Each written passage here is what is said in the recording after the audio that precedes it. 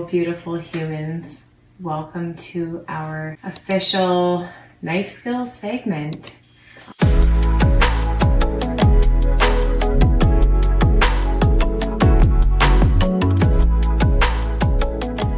Do a roasted squash. We're gonna pickle the onions. We're gonna slice onions in different ways. And then we're gonna get into some fruits, doing a chutney.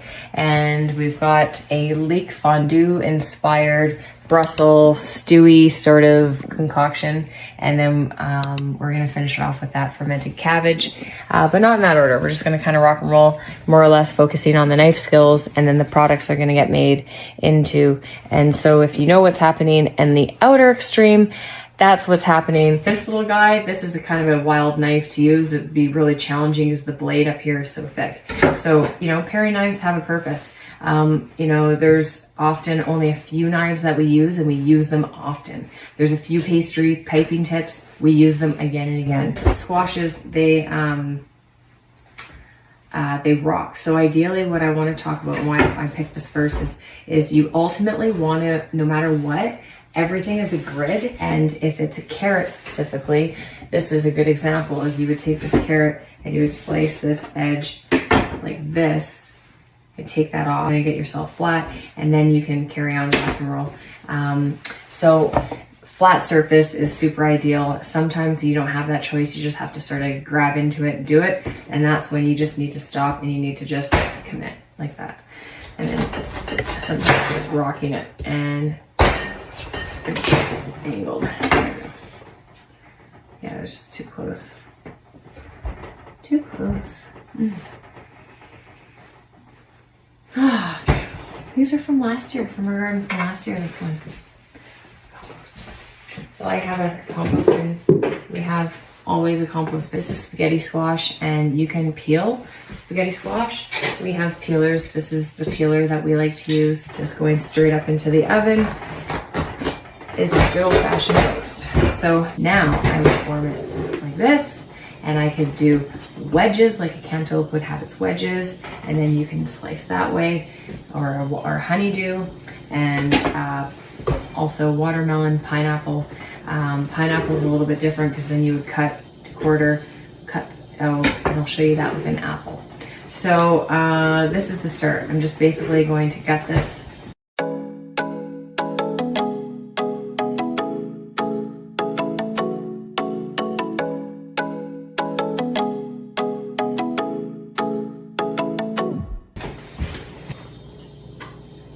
Beautiful. So that's gonna go about an hour at 350. Just wanna make sure they're firm all around. That one had some ridges, of course we're gonna use it, but you wanna pick through and ideally not have that. So same thing, just grab hold. Everything is about a claw. You rock forward to the point where you're seeing knuckles. So you don't want your fingers out like, ha, you wanna bring those teeth in, ha. Yeah. Now, if you have a sharp knife, it should slice through, just like if you were to cut your own finger.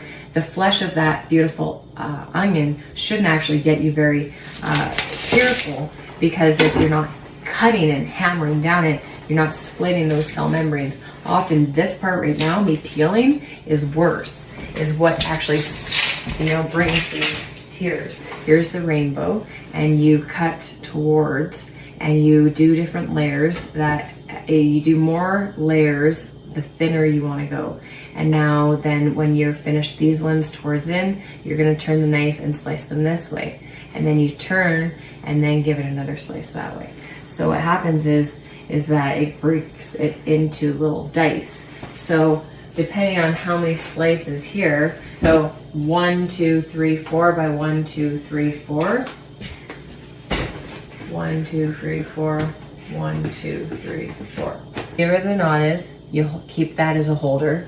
You're going to assume my finger is there the whole time, and your finger is there the whole time. Do not cut the finger. It comes in like this,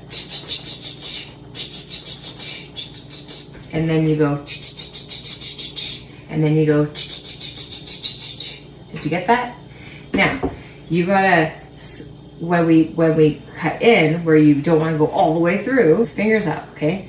Put your pressure on, cut through, wiggle it, get it perfectly aligned, only just so much as it's rounded.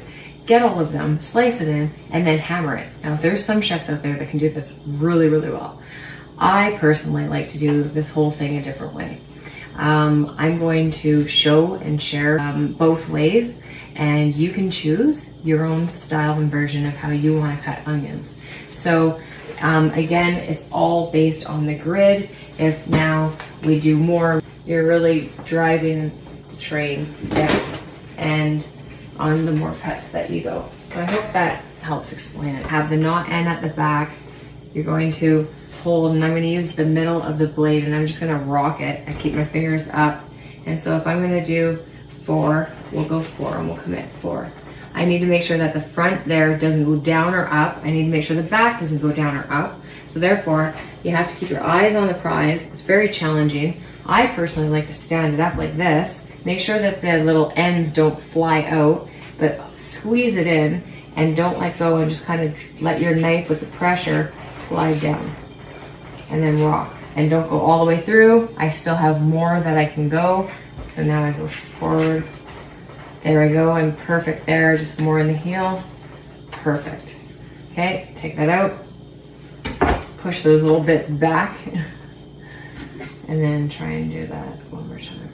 Because now we go the length of that, and then we're gonna chop, chop, chop, chop, chop. And same width of how many. You're gonna do more slices because it's wider on top. See, I'm just losing my top because they're smaller. So I'm trying to get to the end. I'm just trying to keep the integrity as best as I can.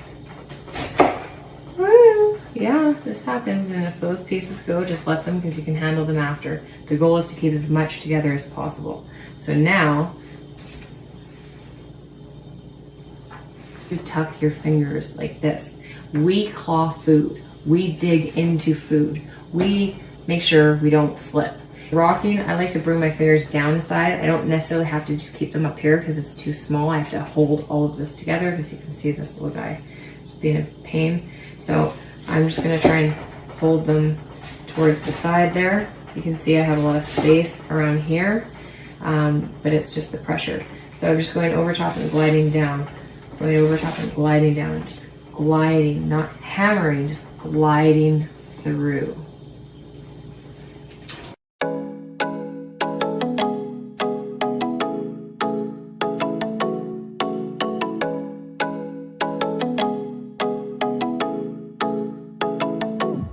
You can see a really nice onion mix compared to this dodgy mix.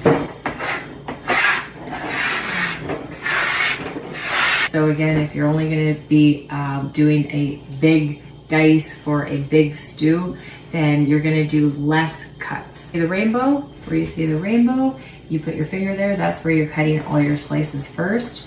Keep it together, turn it this way, and go around the moon. It's that easy. So the deal is, keep it together from the beginning, okay? And so I like to be careful you don't poke yourself and drive your hand through a tunnel, but make almost like a tunnel, and glide down, and don't hammer, glide. And then now you come up and you go around. So when I get halfway at the top, I like to flip it over and then carry on. So I'm only ever working on this part, and I look down and I get down.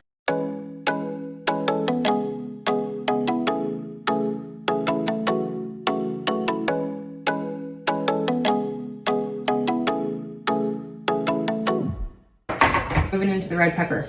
All right, I just cleaned and just rinsed down our station. So red peppers are pretty fun. You can either huck the bottoms and tops off and then basically hollow out the center. You want to keep the stem on and have it as a garnish, and do a wedge maybe for a grill or roasted as a more of a garnished pepper, or if you want to dice it down, or if you're going to do it and by removing some of the inner flesh as an extra brunoise garnish. This is the one little pepper that we got this summer, this season, from our own garden, and so mwah, I don't know if I should just eat her. There we go.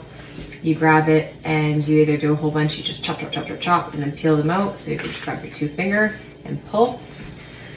And then I usually grab the membrane and pull it up. And then I usually do a bit of a tap for the seeds, and that's it. So if you want to keep that garnish, like I said, then you cut a little nut there, so then it can pull those membranes, clean them up, and then you can basically wedge down and keep your, you know, whatever size, and you can trim up your wedges from there. Prawns and pepper sticks, you would basically slice down, no problem.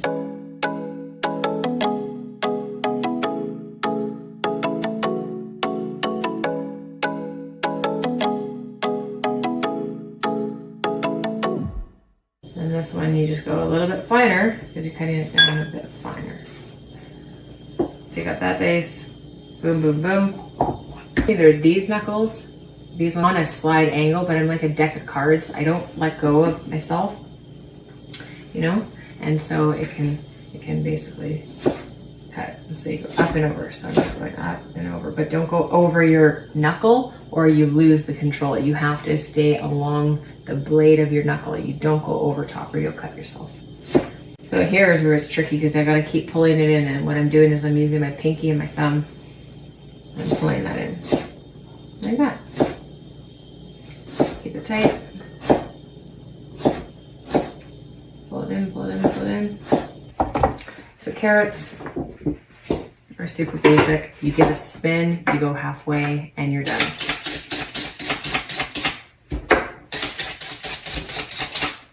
Done. Peel the carrots if you want. Cut your end off. As far as the carrot goes, they roll, right? So ideally what we want to do is we want to find already a natural area, but if anything, depending on what you're trying to cut and what shape you're going for, defines what you're really doing. But basically you want to take that flat edge, something small like that, and turn so the carrot won't move. The toe of the knife into the middle, all the way halfway, and then flip it over and turn it back, and then you'll have your large batons. For the most part, there's your large baton, same kind of thing. We do a grid system. And trim away julienne, which is here.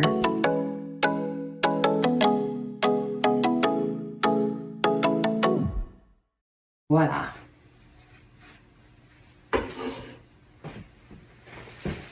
Carrots, green onions. So these were soggy, like wilted, wilting down. I put them in some water in the fridge for 2 hours. And they've completely come back. So here we go. See that? So now when I pull these up, they're gonna be nice and spiky. And those ones are more rounded. So mushroom growing inside a mushroom. If this was a portobello, usually we would take out the gill and you wanna spoon it out and get that. These are so pretty. You can just have them sliced lengthwise. We're just gonna kind of have them in the ragu and have them in our soup. And yeah, I just want some nice big pieces into some of these. So depending on what you're doing, what I like to do production wise is if I'm gonna dice, I'll take the nub off. I'll basically cut that in half, but I'm not picking it up. I basically just set it down and then I cut, or however many I need to chop. That's basically it. If you were to just slice mushrooms, again, we do a flat bottom. That is the trick. And then we turn it. Mushrooms basic, but instead of rolling or go halfway and then slice the other way. And that's often what I do at home is I'll just do a full half and then I basically put two together like, yeah, grid, grid, grid. Everything is a grid. Beautiful beets. These are going into our slaw. Oh, candy cane. So pretty. Oh, so pretty. Candy cane beet. No surprise. Aren't they pretty? Candy cane beets. Scares me.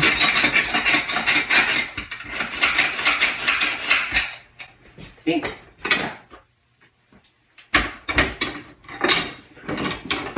Now they do discolor. It pulls the color. If we were to put them into here, just see. I don't think that would actually be good.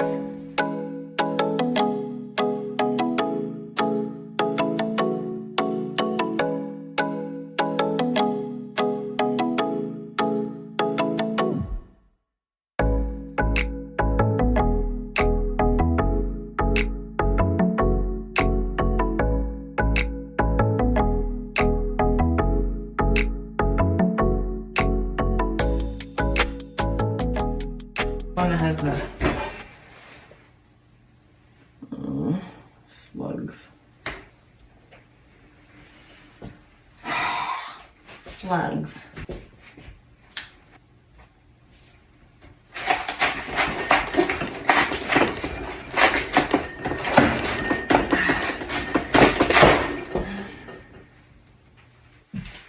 I don't want to open them up and see, but they're in there. And you can see wormies in there too. In the tops.